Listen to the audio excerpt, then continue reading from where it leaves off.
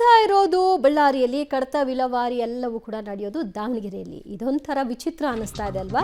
ಬಳ್ಳಾರಿಗೆ ಬಾರದ ಅಧಿಕಾರಿ ದಾವಣಗೆರೆಯ ಮನೆಯಲ್ಲೇ ಕುಳಿತುಕೊಂಡು ಕಡತ ವಿಲೇವಾರಿಯನ್ನ ನಡೆಸ್ತಾ ಇರುವಂತಹ ಆರೋಪ ಕೇಳಿಬಂದಿದೆ. ಕಾರ್ಯನಿರ್ವಾಹಕ ಇಂಜಿನಿಯರ್ ಶ್ರೀಧರ್ ಎಡವಟ್ಟು ಮಾಡಿಕೊಂಡಿರುವಂತಹ ಅಧಿಕಾರಿಯಾಗಿದ್ದಾರೆ. ನಿಯಮಗಳ ಪ್ರಕಾರವಾಗಿ ಕಚೇರಿಗೆ ಬರಬೇಕು, ಕಡತಗಳನ್ನು ಮನೆಗೆ ತೆಗೆದುಕೊಂಡು ಹೋಗೋದಕ್ಕೆ ಅವಕಾಶಗಳಿರೋದಿಲ್ಲ. ಕೆಐಡಿಬಿ ಕಚೇರಿಯ 98 ಕಡತಗಳು ಕಾರ್ನಲ್ಲಿ ಕದ್ದು ಮುಚ್ಚಿ ದಾವಣಗೆರೆಗೆ ಸಾಗಿಸಿದ್ದಾನೆ. ಅಲ್ಲಿ ಕಡತಗಳ ಒಂದು ಪರಿಶೀಲನೆಯನ್ನ ಮಾಡಿಕೊಂಡಿರುವಂಥದ್ದು. ಸೀನಿಯರ್ ಅಸಿಸ್ಟೆಂಟ್ ನಜೀರ್ ಮೂಲಕ ಬಾಡಿಗೆ ಕಾರ್ನಲ್ಲಿ ತರಿಸಿಕೊಂಡಿರುವಂತಹ ಆರೋಪ ಕೂಡ ಕೇಳಿಬರ್ತಾ ಇದೆ. ವಿಜಯ ಸದ್ಯ ಪೊಲೀಸರು ಈ ವಿಚಾರಣೆಯನ್ನ ನಡೆಸ್ತಾ ಇದ್ದಾರೆ. ಸ್ಥಳೀಯ ಶ್ರೀನಿವಾಸ ರೆಡ್ಡಿ ಮತ್ತು ಸಂತೋಷ್ ಮಾಹಿತಿಯನ್ನ ನೀಡಿದ್ರು.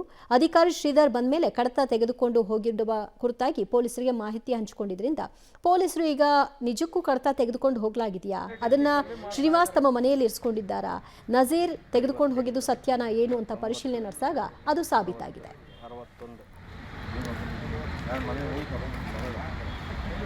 60 64 65 66 67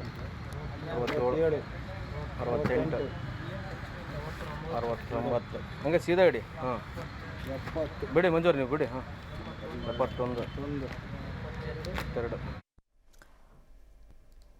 ಉದ್ಯೋಗ ಖಾತ್ರಿ ಯೋಜನೆ ಅಡಿಯಲ್ಲಿ ಕೆಲಸ ಮಾಡ್ತಾ ಇರೋ ಮಹಿಳಾ ಕಾರ್ಮಿಕರು ತಮ್ಮ ಕೆಲಸ ಮುಕ್ತಾಯದ ಬಳಿಕ ಕ್ರಿಕೆಟ್ ಪಂದ್ಯ ಆಡುವ ಮೂಲಕ ಸಂಭ್ರಮಿಸಿದ್ದಾರೆ. ಸಿರಗುಪ್ಪ ತಾಲೂಕಿನ ರಾರಾವಿ ಗ್ರಾಮದ ನರೇಗಾ ಯೋಜನೆಯ ಕಾಲುವೆಯ ನಿರ್ಮಾಣ ಕಾರ್ಯ ನಡೀತಾ ಇತ್ತು. ಸಂಜೆ ಕೆಲಸ ಮುಗಿದ ನಂತರ ಮಹಿಳೆಯರು ಬ್ಯಾಟ್ ಬಾಲ್ ಹಿಡಿದು ಕ್ರಿಕೆಟ್ ಆಟವಾಡಿ ಭರ್ಜರಿಯಾಗಿ 4-6 ಬಾರಿಸಿ ಸಂಭ್ರಮಿಸಿದ್ದಾರೆ. ಮಹಿಳೆಯರು 2 ಕ್ರಿಕೆಟ್ ಟೀಮ್ ಮಾಡಿ ಕ್ರಿಕೆಟ್ ಆಟವಾಡಿದ್ದಾರೆ.